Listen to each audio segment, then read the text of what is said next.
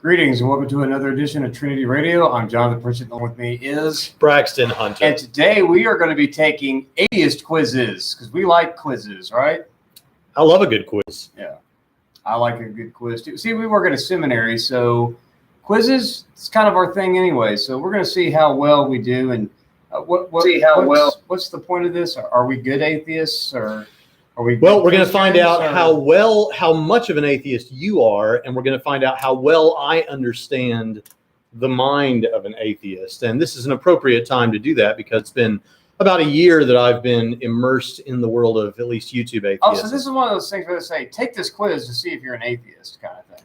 Yeah, there were some like this. Yeah, that's what yours is kind of like. Oh, okay. Yeah. All right. So we're going to do that. First of all, Colin, I'm going to butcher this. Forgive me. Colin Domskov says, I want to thank you both for the work that you do. If it weren't for Trinity Radio, I likely wouldn't still be a Christian. Amen. Wow. Fantastic. Glad to help out. And I see others saying we appreciate you guys, because if it weren't for you, we wouldn't be able to have something like this. So we think this is pretty cool. Yeah. Well, we'd have it, but like it'd be like the old days where 20 people watched. Right. And we're like, yay. Also, those were the days. Pritchett Prime, Jonathan Pritchett has made the executive decision that we are going to go with standard YouTube super chat etiquette, which is we're going to try to get to everyone's questions. But if you want to make sure yours gets read, super chats are appreciated, though not expected. And so another thing, this is not as much of a serious topic as we typically have. And we know that. We just want to see how it goes. Also, but fans of Trinity Radio who are longtime fans know that sometimes we do adult coloring books. Sometimes. No, well, let's not. Well, yeah, it is adult coloring books, but not adult coloring books, right? Well, coloring books made for adults. Not like naughty books. Yeah, right. Not naughty adult books, but like. Yeah. Also, part of the reason that we're doing something this kind of, silly is because today is a special day. A day of romance, a day of love. Is it Valentine's Day? No, you already missed that. What today is the 20th anniversary of my first date with Sarah Hunter. What do you think about that, Pritchett? Well, you told me you took her to Ruby Tuesday, so I don't. No. On the first date, not today. No, I know. Oh, you knew that. Okay. Yeah, you told me earlier that on your first date you took her to Ruby Tuesday, so I don't think much of it. But apparently, you didn't strike out either. I was like 19, man. Yeah. All right, let's get into this. Which is worse because like Ruby Tuesdays is where like my grandmother used to like to eat and stuff. They got a fantastic salad bar for that kind of restaurant. All right, Pritchett, you're going first. This is from allthetests.com. It is called How Much of an Atheist Are You? All right, yeah, let's go. Here we go. Number 1. What do you think of religion? It should be removed from the face of the earth. It is the best. It has its upsides and downsides. It is not good. It's okay. Well, since the question is religion and not Christianity, I would say that religion on the whole has its upsides and downsides. Upsides and downsides. And I'm not averse to the word religion or anything like that. Oh, no. When people say it's a relationship, not a religion, it can be both. Those are not mutually exclusive. Right. And Christianity is very much a religion. Yeah. James didn't have a problem with the word. Yeah. True and undefiled religion. Anyway, so yeah, I don't like that. It's not a relationship. It's not a religion. It's a relationship. Okay. Question number 2. Okay. Won't come up. Wow. Okay. Question number 2. What do you believe more? Science? Religious texts? Like the Bible or the Quran? Yeah. My religious leader? Nothing? Or the internet? Religious texts. Mainly the Bible. You believe that more than science and my religious leader and nothing and the internet, really. Okay. Actually, yes, because science prone to change. God's word endures forever, stays constant, forever true. That's right. All right. Do you believe in God? Let me think about that one. Not really. I'm not sure. No, people that do are ignorant fools. Yes, of course, or no, but I believe in some greater power. Yes, of course. How do you not? No, there's 3 different versions of no. Not really. Well, it's no, an atheist test. No. Yeah, no, but how do you not? Well, not really. The problem with this test, in my opinion, is they're calling it the atheist test to figure out how atheist you are, but it has a question on it. Yes, of course. Does God exist? That's odd to me. But all right, next question. Cameron says our audio sounds weird. Well, Cameron would know. Yeah.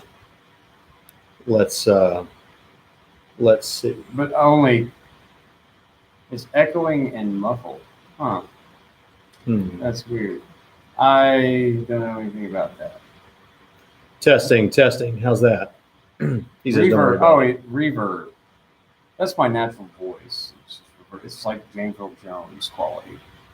Yeah, I may have the gain up or something too much. Okay. All right. So let's see. What do you think? Question number 4. What do you think of atheism? It is the Antichrist. Burn it with fire. I don't think it's true, but I tolerate it. It is true, but many atheists are very rude. It is the only right choice, and it might be right, might be wrong. Out of those choices, I don't think it's true, but I tolerate it. Because that's I mean, I do tolerate it. Well, this is weird because I happen to know that some atheists would object to the phraseology here because they would say atheism, it's meaningless to say, is atheism true?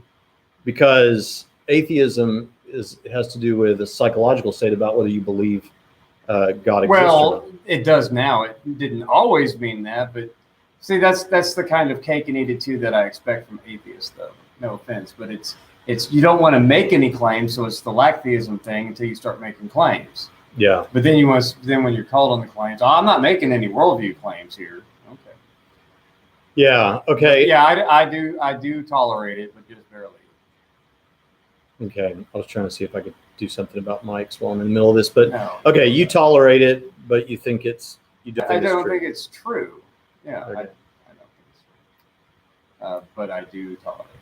All right. But just a little. Question number 5.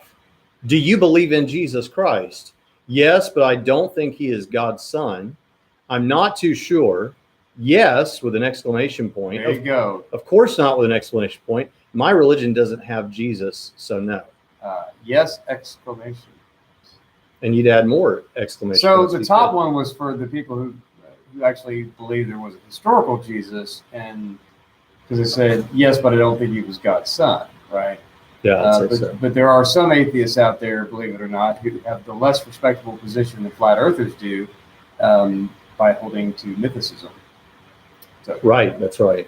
yes, a flat earth is more likely than Jesus never existed. But, okay.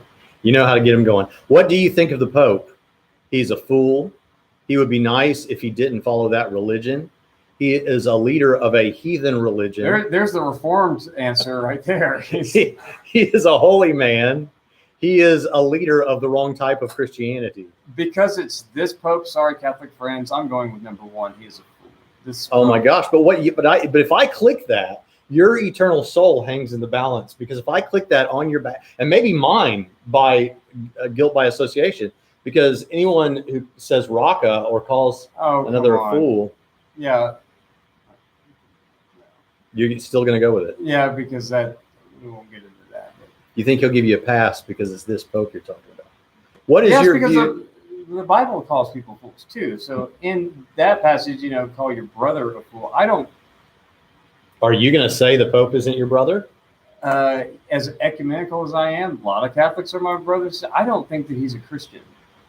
All right. I'm sorry. Francis is, if he's okay, I'm going to use the Sproul language about Arminians, right? Barely Christian, right? But this Pope, I liked the last Pope, Ratzinger. Mhm. What was he? Benedict something? Maybe. I liked that Pope. Mhm. And he's a pretty competent theologian too. This Pope is a clown. Sorry, Yeah. Catholics.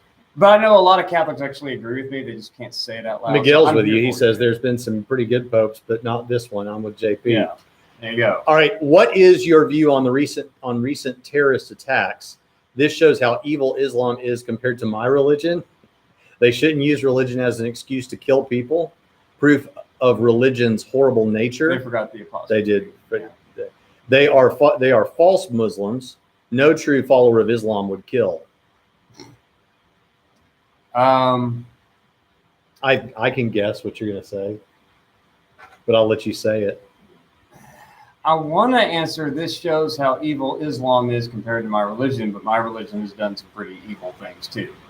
It depends on what we mean by Islam. Like Christianity, are we saying about Christianity, this is Christianity? Is it consistent with the teaching of its founders? Yeah. No, the violence in church history is inconsistent with the founder of Christianity. Right. The violence in Islam is consistent with the founder of Islam. So, yeah, if we're just talking about Christianity qua Christianity versus Islam qua Islam, then yeah, this shows how evil Islam is compared to my religion. But at the same time, number two is right too. Number two, they shouldn't use religion as an excuse to kill people. Right. Yeah, both of those, but you can't click both of them. So pick one. The top one. Okay. That's going to make you so not an atheist, or so closer to atheism than not. Yeah. Well, I already said. I don't know. It says compared to my religion. They can't give me. Yeah. If I'm claiming to be, they can't call me an atheist when I already said I believe in God. Though there are. There are people that have answered the Pew Research study and said that they believed in God, though they identify as there's atheists. Atheists. They believe in God. They believe in heaven. They believe in the afterlife. All kinds of stuff. Atheists. So when my atheist friends say when they tell us that atheism is not monolithic, you're absolutely right, because there are atheists who believe in God and they believe in spells and they believe in heaven and they believe in all kinds of supernatural stuff. Totally kicking away this metaphysical naturalistic worldview of a lot of atheists. Mm-hmm. And curiously, our atheist friends forget to make videos about those kinds of atheists. What do you think of science, number 8? It disproves the existence of God. Those who deny it are ignorant.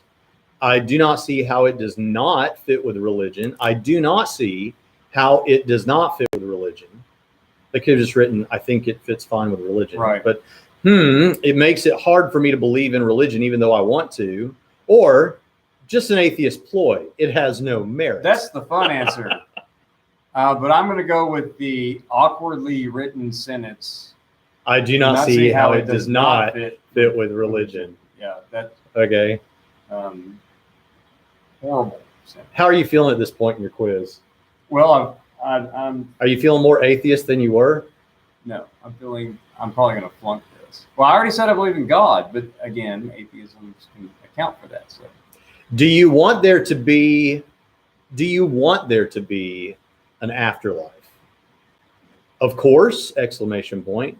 I like there already is! Exclamation I like that answer point. Too, but I still like the first answer. Of course, this is what I hope. We're having a conference at our church later this year with Craig Keener, and Melissa Travis is going to be one of the speakers there. We're going to speak at it. It's going to be fun. But Melissa Travis and other apologists, they talk about arguments from desire. And I think there's a lot of merit to that, except for thoughtless atheists who can't handle anything that's, requires thought. We have atheists that are thoughtful. So, so that we're not, the shoe doesn't fit. I said except the atheist. If the shoe doesn't fit, don't wear it. But there are some atheists that don't, that would just foul off that because it's not a scientific argument or a logical argument. But I do think there's something to the arguments of desire. But so, of course, I want there to be an afterlife. But, of course, I believe that there already is an afterlife. And, by the way, that the other options, by the way, for those of you taking this quiz at home, somebody asks where it's from. It's from allthetests.com. So you have, of course, there already is. No, I'm so glad there really is no afterlife. And maybe I don't want to go to hell, though. Yeah, and that raises a good point. See, of course, there is an afterlife, and there's only 2 destinations. And if you don't repent and believe in the gospel that Jesus Christ died for your sins and God raised Jesus from the dead, you'll end up in that hell that apparently some atheists don't want to go there. And if you don't want to go we did a show on hell. There's a lot of atheists that are still occasionally fearful of hell. And we use data to show which that amounts to doubt. Yeah. I think they would say that amounts to part of this religious trauma. There's a conference going on right now about religious trauma.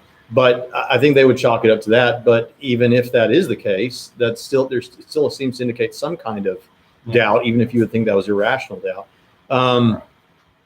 Okay, so you said, of course, right? Of course. Okay. Oh, we're at the end. Last question. This is the last question. Okay. Make it good. All right. How atheistic do you think you are? Now, if it said, how aesthetic do you think you are? That has changed dramatically over the past several months. I am the most religious person ever. I am the most atheistic in the world. A little, quite a bit, not at all. This is weird too, because how atheistic do you think you are? Because I am the most religious person ever is not an answer to that question. Right, and not to have not at all. And I am the most religious person ever on the same test is a bit odd. Yeah. But how do you answer is the question? A little. You're a little atheistic? About once a year, I'm like. You have your doubts? I have that. Occasionally. I have that stumble where either A, I live as if God doesn't exist, or B, I doubt God's existence and don't believe he's there for a day, and then I get over it.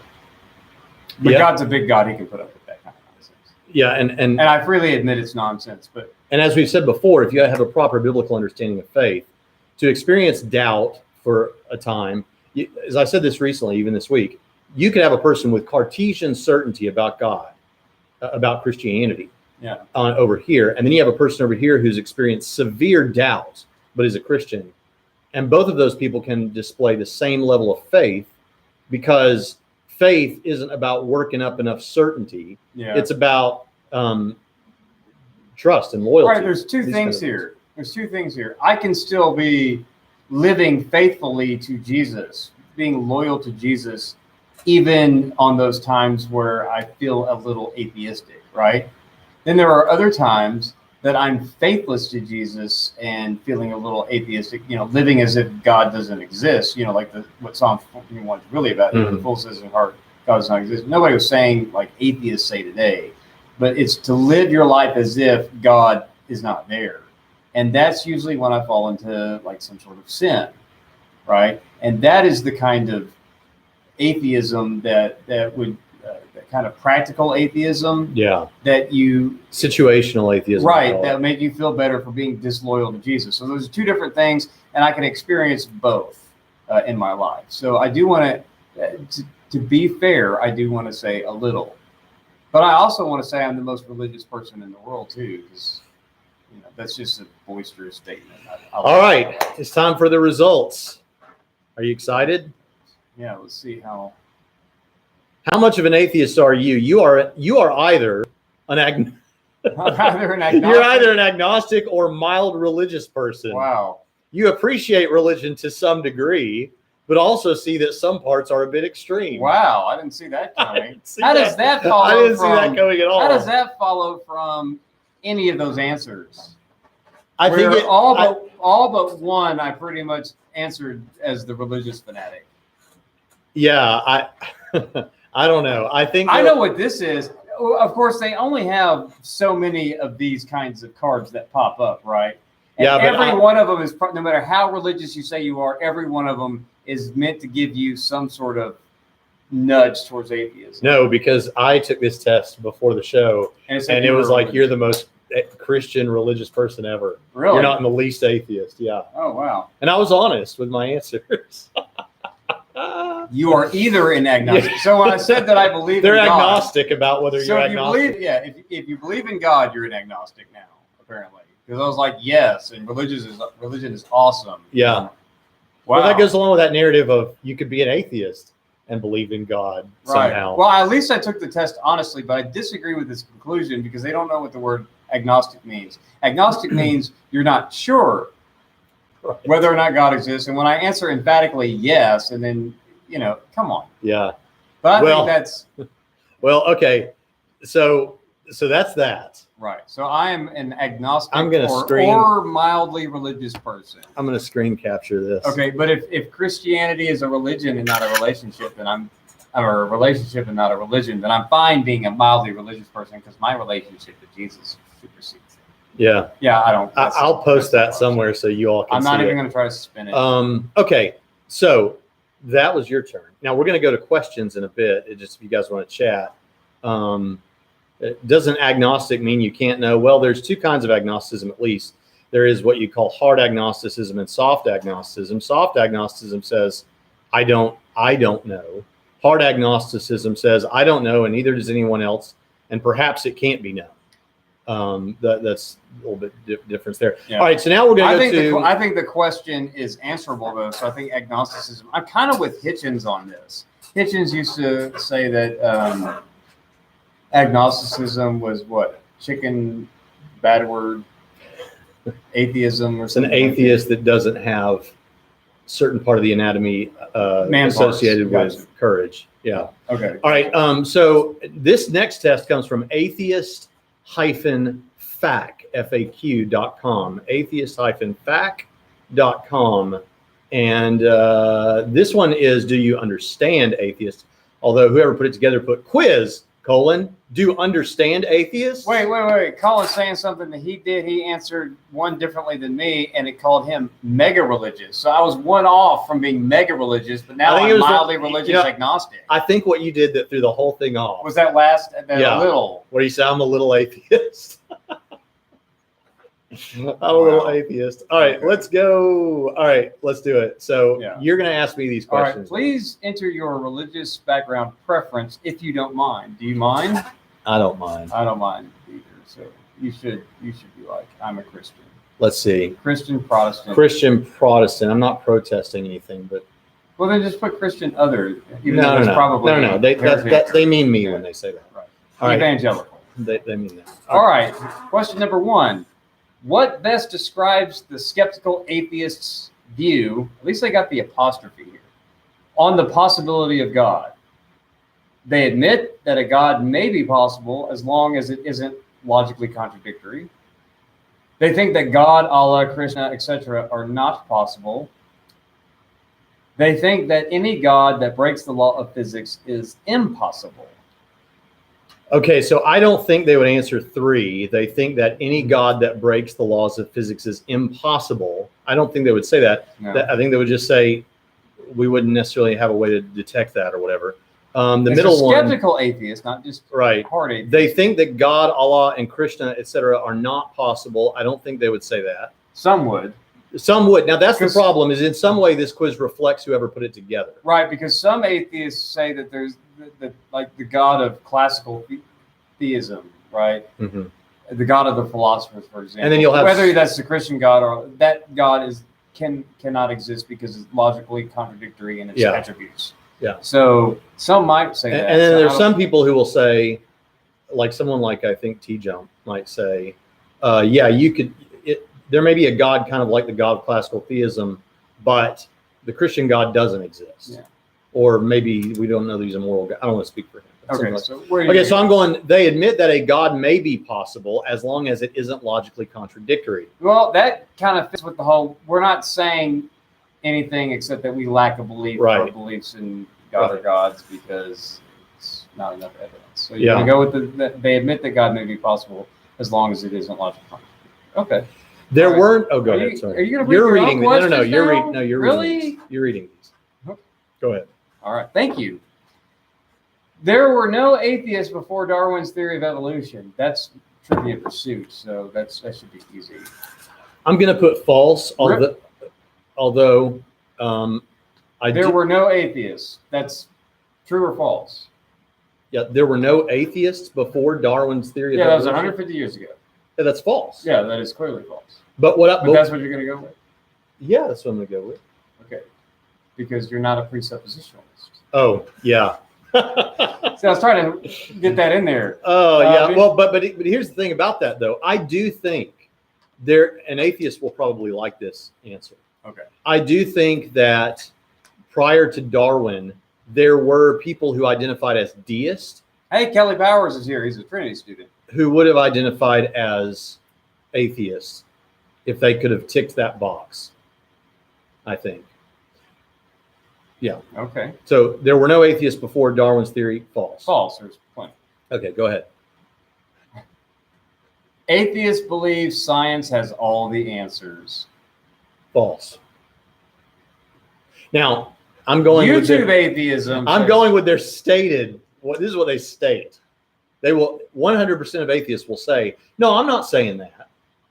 But when I think you look at the epistemology of someone like, say, Matt Dillahunty, what you come away with is something very much like science applied to the epistemology. Right. It's scientism, which I think will be a topic of a future show. But yeah, there's this kind of chest thumping. Science can answer everything, or eventually will. Right. And there's a big debate. I was reading Psychology Today, and there's a series of interviews talking about the relationship between philosophy and science, and so I do want to get to that in a future video.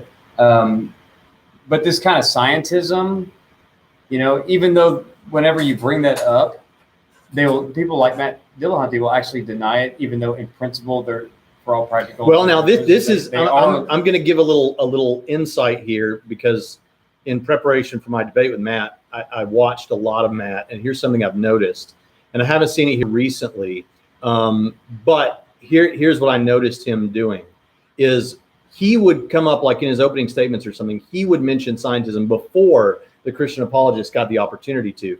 He would say, now some people would call that scientism, and I don't necessarily affirm that. I don't fall into that. I'm not an advocate of scientism. And then he'll go, or maybe I am. And I think I think that's like a little bit of a trick, whether he's aware of it or not, that what's happening is he's calling it out, so it's dealt with, and the Christian doesn't bring it up, but he's left open the door as if it hasn't been dealt with. Right. It's my theory. All right. Yeah. If you say, or I might be, I'm going to say, let's talk about why. Yeah. What does that mean? Yeah. I like this question. Most atheists choose to be atheists because the gods of major religions such as Christianity or Islam were deemed too evil to worship or follow. They didn't choose. They're either convinced or not of the claim by the available evidence. That sounds like the atheist wrote that, and then that's what you choose. And 3, they determined that atheism is the best supported position. Okay, the gods of major religions such as Christianity and Islam were deemed too evil to worship. That's some of them. They determined that atheism is the best supported position, or they didn't choose. They're either convinced or not of a claim by the available evidence. That's the answer. That's the answer that most of them, I think, would give. I like that. Most atheists are hard determinists now. And they use the word choose. Yeah. I mean, Paul Ogia and Shannon Q asked in the video I did, responding to 15 or 14 atheists at once or whatever. Their thing was, why am I going to be held responsible for this when I don't choose what I believe? I find myself believing or not. Yeah. So the average atheist position on where the universe came from is best described as their speculation, but their position is that we don't know yet. Physics demonstrates that the universe sprang into existence from nothing. Well, yes, but they tell them that wouldn't. That's not. 3, the universe came from a singularity that always existed. The answer is number 1. The average atheist position on where the universe came from is their speculation, but their position is that we don't know yet. Yes, but the other 2 are answers that atheists would give. Right. That's again why. So who is the average atheist? Whoever made up this quiz. Apparently. is what they think. Yeah. Have you not watched atheist YouTubers that we've been responding to? Right. But an atheist made this, so don't get mad at me, folks. Right. All right. I'm ready. Instead of God/Allah, atheists worship themselves. Yes. Science and nature. Yes. They don't worship. No. Satan. No. Okay. They're going to answer that they don't worship. Right. But that's false. But it is very interesting that, well, on the Christian worldview, it would be very much a worship of self. Yeah. Make my own purpose for my life. Yeah. These kind of things. But it is important to note that people like Richard Dawkins have said things about nature, like when you look at the majesty of, this is not a direct quote, you look at the majesty of the universe or whatever, there is something in you that wants to do something worshipful. Yeah. So I have a trans. Yeah. Well, here's the thing, though. we have a previous video where we used to do this first word, last word thing. And in the previous video, I have a first word or a last word, can't remember. But I think we're making a playlist of those. But one of them, I think I make the case that made a lot of people angry, but I've not actually heard anyone refute it, that science is pretty religious and people do have worshipful attitudes towards science and scientists. Yeah, sure. Yeah. So go back and find that, or maybe we'll find it for you, post it. But yeah, that's how I would answer that question. But you're right. They would say that they don't worship, but they do. Everyone worships something. According to the average atheist, what is the difference between an atheist and an agnostic? Oh, here we go. Atheism is the belief that God doesn't exist, and agnosticism is a midpoint between atheism and theism, where they're open to the possibility either way. Or, in regards to the existence of God, agnosticism relates to a state of knowledge, quote, I don't know, or it's unknowable. Atheism relates to a state of belief. I don't believe, and one can be both. That is exactly how I think, but what do you think? Why are you taking this quiz for me? I'm just telling you my thoughts on the questions. Yes, they're going to say, in regards to the existence of a God, agnosticism relates to a state of knowledge. Atheism relates to a state of belief. So you could legitimately say that the modern atheist would say, I don't know, but I lack the belief, I don't believe. Right. Not I believe that he doesn't exist. Right, because unlike 99.9% of all the scholarly literature ever that gives you a definition of atheism, which is the belief that God does not exist, according to almost every bit of scholarly literature ever. Yeah. They're going with the lack theism nonsense, which we also have a guest first word or last word from Russell Crawford on why that's exceedingly stupid. Well, to give their side of it, they're going to always say, well, words can have multiple meanings. Yes. And we invented a definition. We invented a definition that gets us off the hook from having to think. I understand why they did it. I just don't know why. In fact, there's a whole video that traces the lack theism thing out there that is very interesting. It was produced by an atheist who dumps all over it and says, this is where this came from. This was the motivations and the intentions of why it came from. Why they came up with this, and it's disingenuous, silly, and I mean, it was an atheist who ripped it anyway. So good for him for I'm ready for my next question. The average skeptical atheist position on spirits/souls is they think that science has disproved souls and spirits, though through repeated testing and peer review. While they're open to the possibility, science hasn't demonstrated anything like souls or spirits exist. Even without believing in any God, they believe that souls exist apart from the human brain. Okay. It's number 2. Yeah. While they're open to the possibility, science hasn't demonstrated that anything like souls or spirits exist. Yeah. The average atheist. Okay, the average atheist YouTuber type person would say that. Atheism is a religion. True, false. False. Right. Which best describes the atheist position? They believe that no gods or spirits or souls exist. Many disbelieve in gods, and some believe there are no gods. They don't believe in anything, especially what they can't see.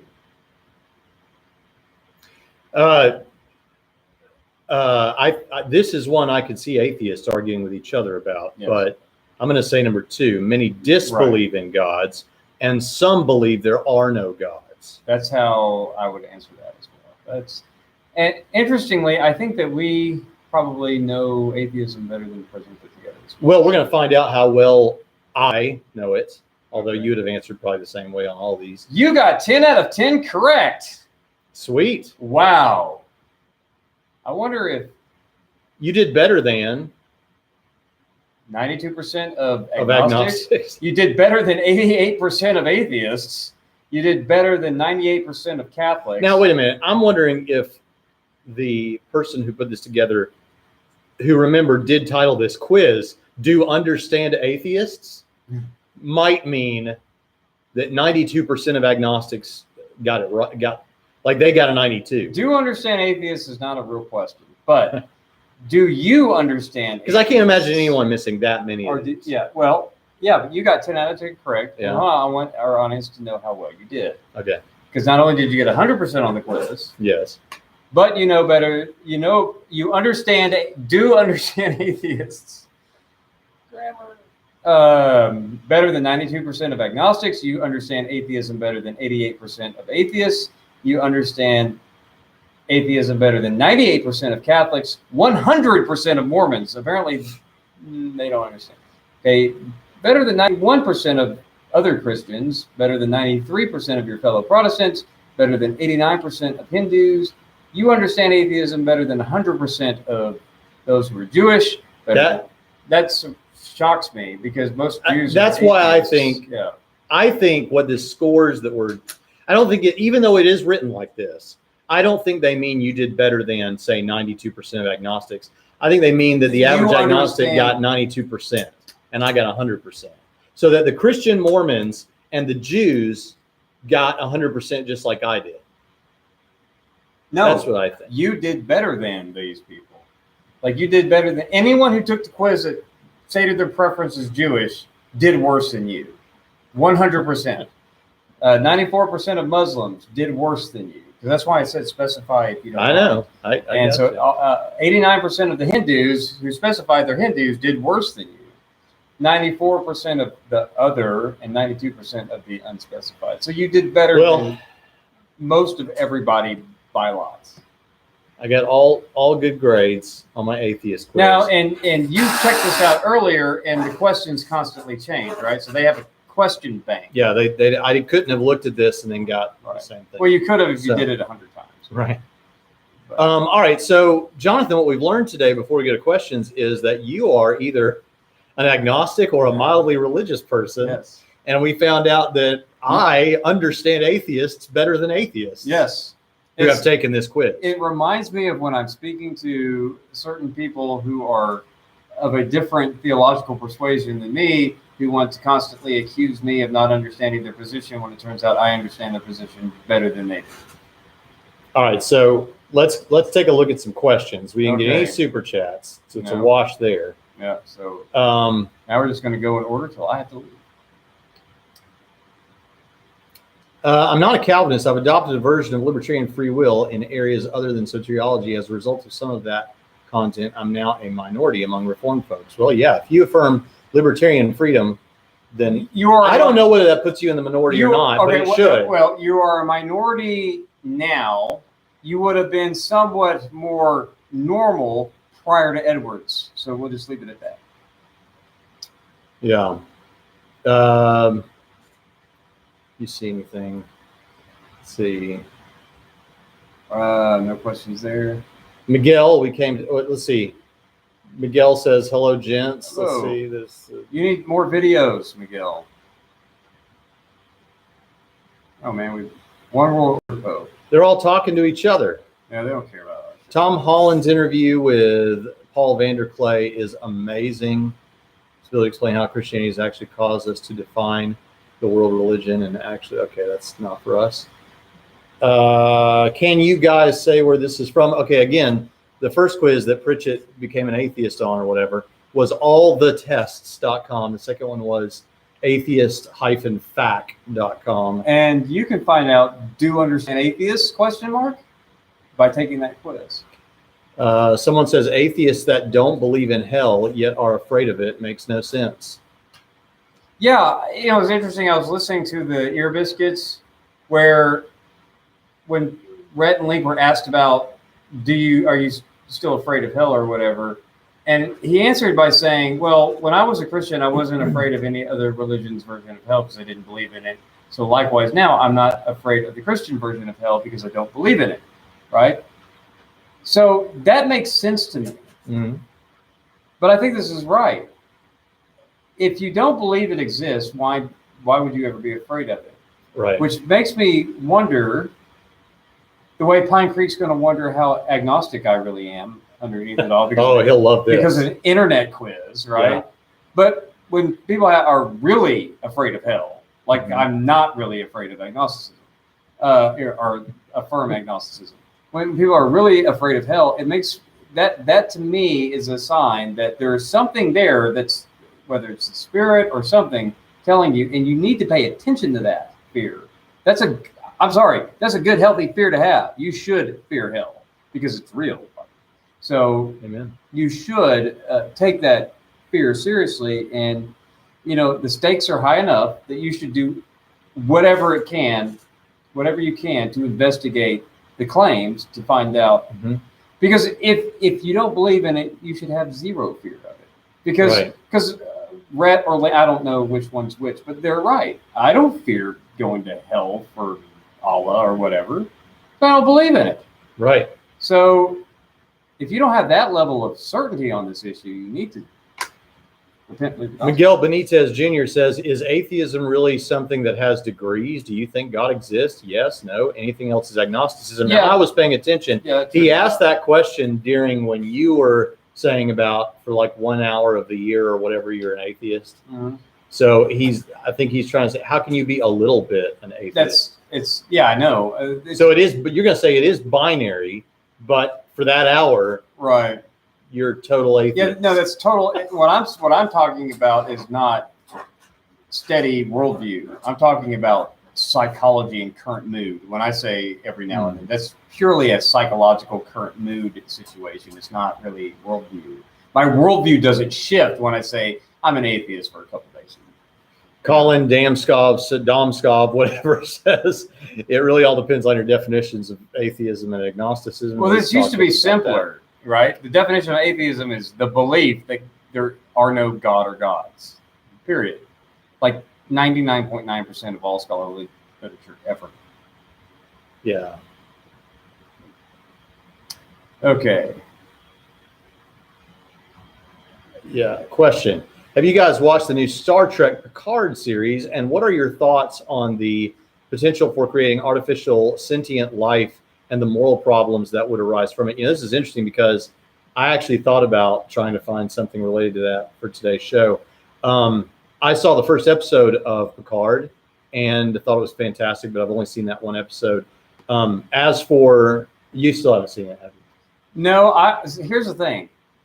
Pro tip for all of you who are big fans of the golden age of television and you want to see everything. What you do is be patient, wait for all of the episodes to finally get uploaded, subscribe for a month, and then immediately cancel your subscription. And you won't have the subscription after that month. And then you just binge watch the whole thing, and you don't have to be a perpetual CBS. Oh, that's a complete waste of time. Yeah. I did we that get CBS for Survivor. Yeah. And then we cut it off after. Right. And you should actually learn to start doing that and I think that's why Netflix is so inconsistent on the release dates from year to year, because they don't want you doing that. But you really only, if you're a normal person who should be busy, you really only have time for one streaming service. So unless you get like a good package deal, like the Disney Plus / Hulu / whatever, get it for a month. Watch what you need to watch, and then cancel it, and then let them all pile up again, and then do it. Yeah. But you don't. So with that, the moral issues and stuff. So I am of the opinion that now I actually was doing some reading recently and came upon an interesting thought about this. So there's a great episode of Capturing Christianity that has Michael Jones and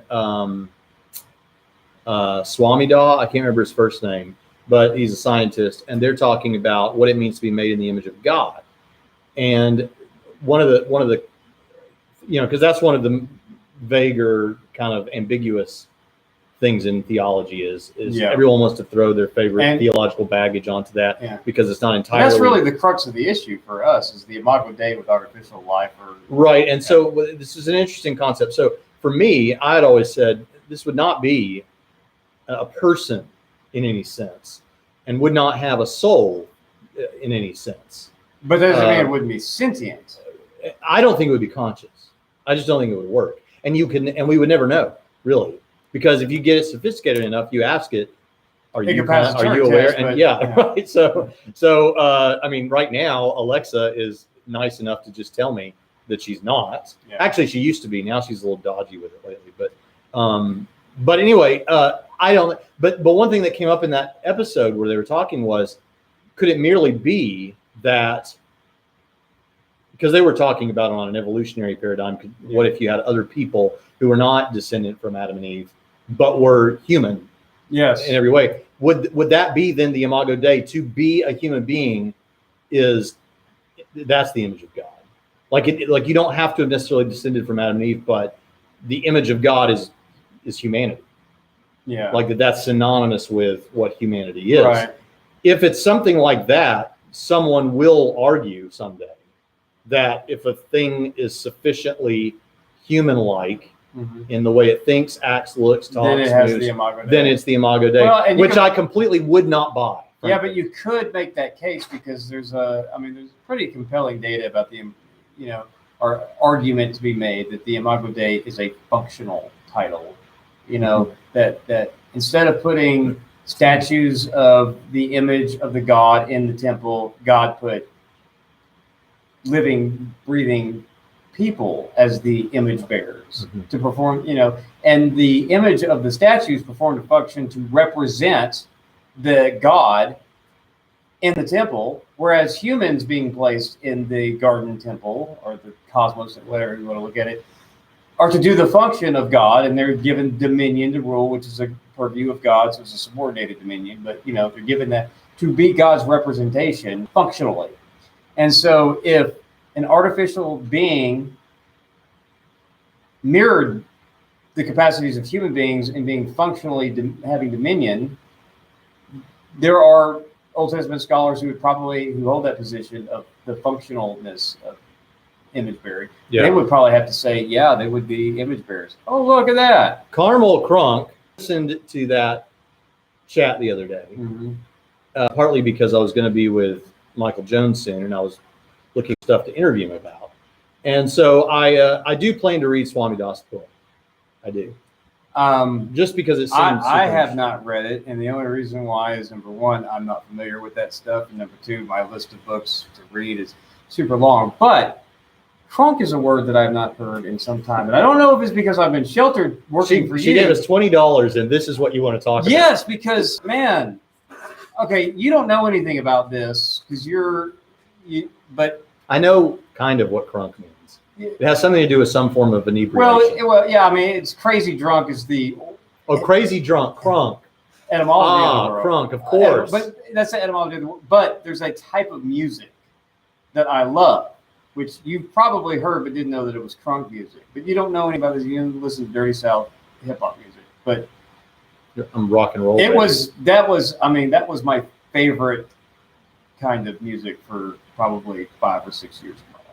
And it's fantastic. And the origin story. You don't hear about it anymore. It's all rap music has become completely silly with silly Casio sounding beats and all this stuff. But crunk music, man, that is the best. That and heavy metal is the best workout music. Thank you, Carmel Crunk. And now I'm going to go to Dairy Queen. Love the name. On a scale of 0, let's see. Blue Skies River says, on a scale of 0 to 100, how accurately does the entire Bible represent who God is? Now, we both subscribe to a definition of inerrancy that is something like, and don't get pedantic, Pritchett, but it's something like the Bible is without error in everything that it intends to affirm.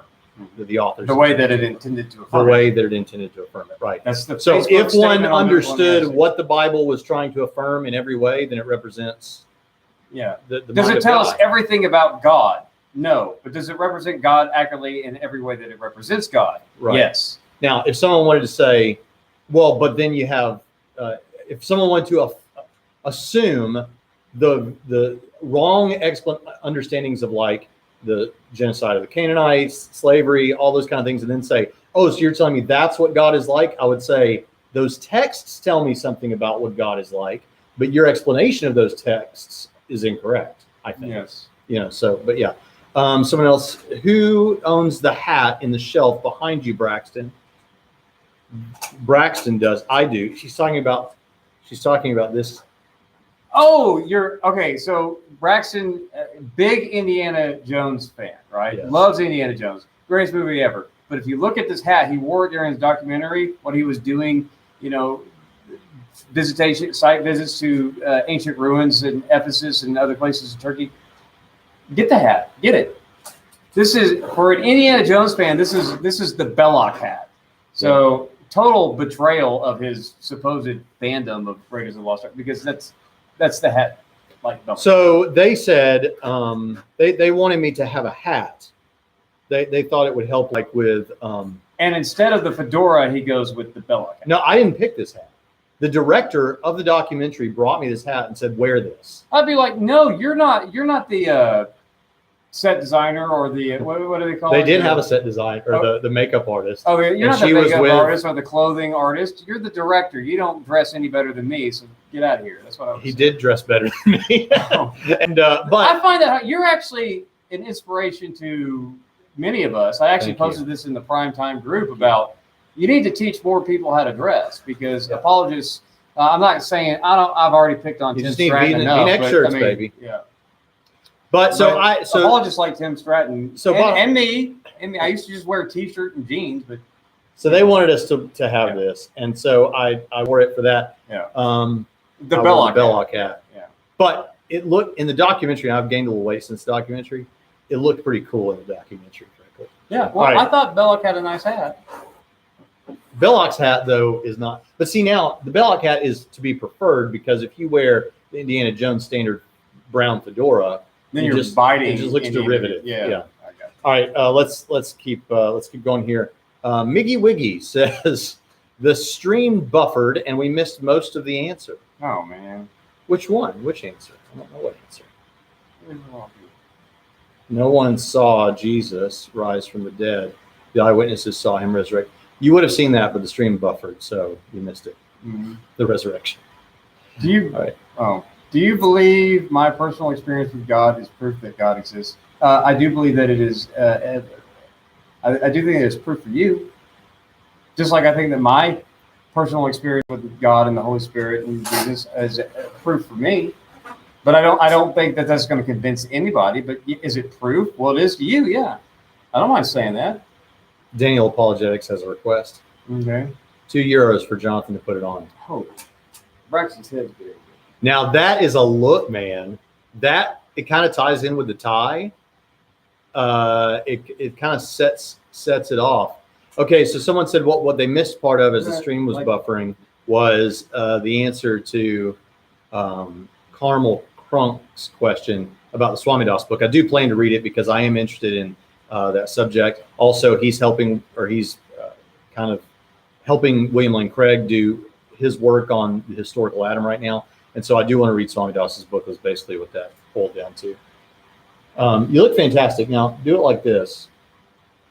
Good. There we go. Now that is a look, man. You look like a 1940s man. Like a reporter from the 40s. Yeah. We need you to have a newspaper. Yeah. And yeah. Someone said that smart 40s detective look. Yeah, there you go. All right. Well, it's 5:05. We'll go for about 5 more minutes if anybody wants to ask any questions or say anything. We may have missed some.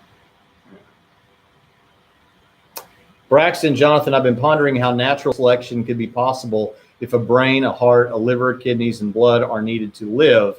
Did they all evolve simultaneously? Oh man, that's a science question. I have no idea. You know, here's the thing. Like if my gen ed biology class was years ago now, so I don't we can speak to a couple of things about this. So you can for someone who's for evolutionary biology, they would say something like, let's take the eye for example, because it's apparently incredibly complex, and the human eyeball, and and for a long time that was held up as a refutation of evolution, was you couldn't have this thing evolve. But the explanation that was given was something like, and I'll probably butcher this, but light sensitive cells developed, and then over time it evolved from there, but you could get there from just light sensitive cells. I think they would say something like that. But here's the thing. What many of you will know is that Michael Behe wrote a book called Darwin's Black Box.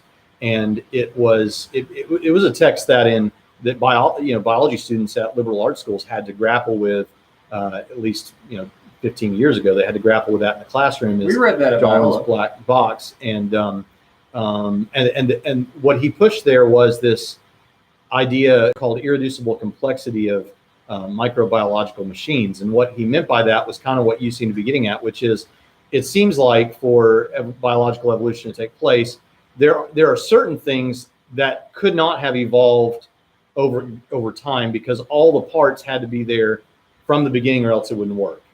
Now, my understanding is that responses have been given to this that are sufficient to convince biologists. So I'm just explaining what Behe was saying. So one of the illustrations I've heard given for this was like something like a 747 airplane is an airplane which is made up of millions of parts, of which not one part flies. It's not like one little thing flew and then it evolved into this big thing that flew. You had to have all of it, the wings, the engine, all these things together before it could get off the runway. And how there are things like the bacterial flagellum motor that's in you that has a propeller and looks like a spaceship and all these kind of things. And all of it had to be there from the beginning or else it wouldn't work. Now, that's what they say about those things. You can read more about that by getting into the controversy surrounding, or the debate, I should say, surrounding Michael Behe. But anyway, there you go. Anybody else down here asking questions?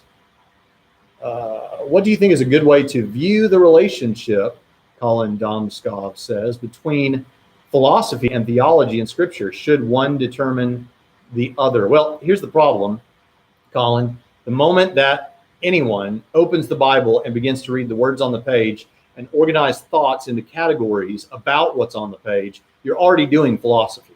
Yes. Whenever you hear someone who, what my beloved co-host would call, go on about pseudo-pious, sanctimonious blather, like that's man's philosophy and you can't let it taint your understanding of Scripture. I don't know what you mean by man's philosophy, but I'm telling you this: when you read Scripture and you come to the conclusion that something is true, like that God does exist and doesn't exist and not exist at the same time, you're doing philosophy. Yes. So everyone does philosophy. Theology, you have to do philosophy. The question is, you want to try to get to the, and by the way, in 1 Corinthians, Paul is not throwing philosophy, qua philosophy, under the bus. What Paul is doing is he's talking about the fact that the Greco-Roman world had these big showy speeches. It was all about arrogance and pride and all that sort of thing. And we have some of that in the Athens that is YouTube today. But the point was not that you should throw philosophy under the bus in general. Yeah. Well, there's Paul is the kind of philosophy, but the look, bad philosophers are garbage, rubbish, bogus theologians, and you can always tell a bogus theologian by how bad of a philosopher they are. And I will also say that if you're not a very competent philosopher, you can't be a competent exegete either, because, by the way, whatever method of exegesis and hermeneutic approach that you take is underwritten by all kinds of philosophical presuppositions. You are rock bottom a philosopher before anything else. What's going to determine how competent of anything else you are is going to be how competent a philosopher you are. So when Christians poo-poo philosophy, they're being philosophical while they do it, so it's referentially incoherent. Yeah. But it drives me up the wall, and I don't want to hear this nonsense from some people who say, well, it's important that we get our philosophy from the Bible. No, because what you are getting from the Bible is already filtered through what philosophy you already brought to the Bible. So don't give me this that's more sanctimonious, pseudo-pious blather. We want to make sure our philosophy comes from bang, bang, bang, bang. No, you're not even doing that. So shut your pie hole, because you never did that, because you shut your pie hole. Yes, because you had a philosophy that determined what you read in the Bible to shape your philosophy from the Bible, blah, blah, blah, blah, blah.